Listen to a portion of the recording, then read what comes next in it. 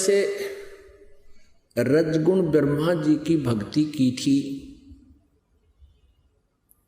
हिरण्यकशिपु ने,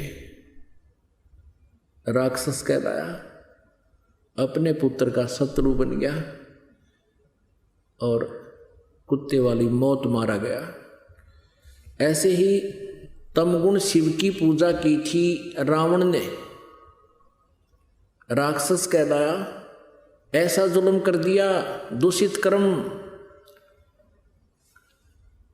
अपनी ही माता को उठा ले गया।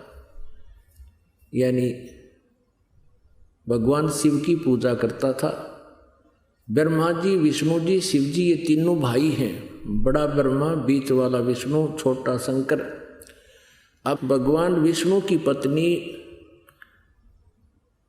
माता हुई, क्योंकि जिसको वो इष्ट मान रहे थे शंकर भगवान को, उसका बड़ा भाई, और रावण पुजारी। ऐसे ही इस तमगुण शिव की पूजा की थी भस्मागिरी ने।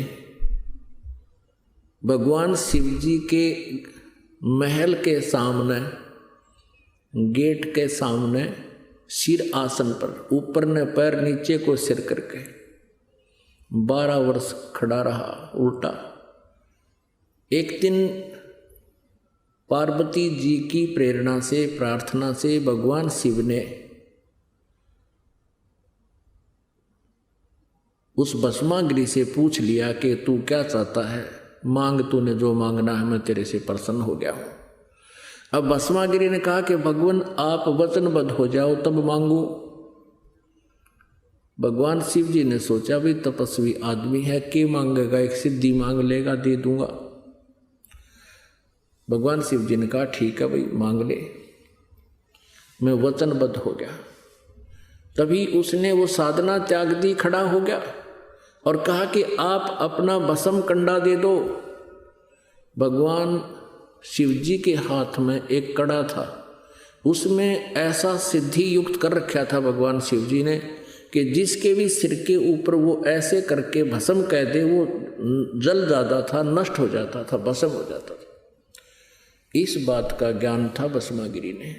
और भस्मागिरी किस लिए उपासना कर रहा था कि भस्म कंडा लेकर शिव जी से, और शिव जी को मारूंगा, भस्म कर दूंगा और पार्वती को अपनी पत्नी बनाऊंगा।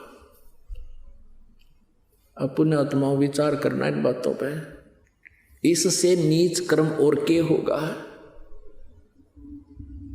अपने इष्ट की पत्नी पर ही बुरी नजर।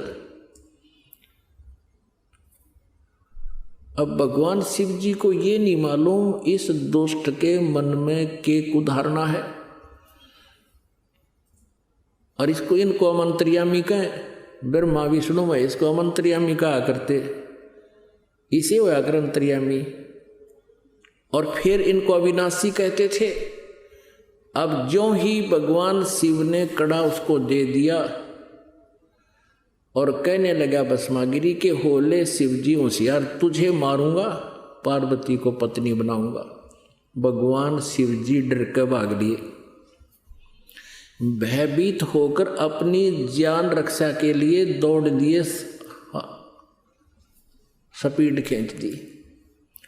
आगे आगे भगवान और पाछे पाछे पुजारी, जग खाट ठानते। अब ये जो अविनाशी होते, इन भागण की आवश्यकता थी? अभी तक इनके विषय में जो ज्ञान इन नकली गुरुओं ने दिया वो कति अज्ञान भर रखा हमारे अंदर। इनकी जीवनी में लिखा दास तो पढ़कर सुना रहा आपको। फिर भगवान ने पार्वती रूप बनाया, भस्मागिरी के सामने खड़े हो गए। भस्मागिरी से बोले कि रुक जाओ, अब शिवजी तो तेरे पास आएगा नहीं, उसको तो इतना भय है कि जब तक तेरे पास कड़ा है वो निकट नहीं आएगा। अब भस्मागिरी का तो उद्देश्य यही था कि पार्वती मिले मुझे। आगे आपको इस कथा का पता ही है कि भगवान ने फिर उसको गंडहत नाच नचा के और उसी कड़े से उसका हाथ ऊपर ले आकर के ऐसे नाच इस हाथ को ऊपर कर, इसको नीचे कर। जब वो कड़े वाला हाथ उसके ही सिर पर पहुंच गया तब कह दिया भस्म। वो भस्मा गिरी मर गया। उसके बाद वो भस्मा असुर कहलाया। भस्मा गिरी से ये गिरी, पुरी, नाथ, नागा, सन्यासी ये सारे शिव जी के पुजारी हैं, तमगुण शिव के पुजारी हैं। तो भस्मा गिरी से वो भस्मासुर कहलाया, कुत्ते वाली मौत में रहा। तो इस प्रकार कहा है, इन तीनों गुणों के उपासक राक्षस स्वभाव को धारण किए मनुष्यों में नीच दूषित कर्म करने वाले मूर्ख है।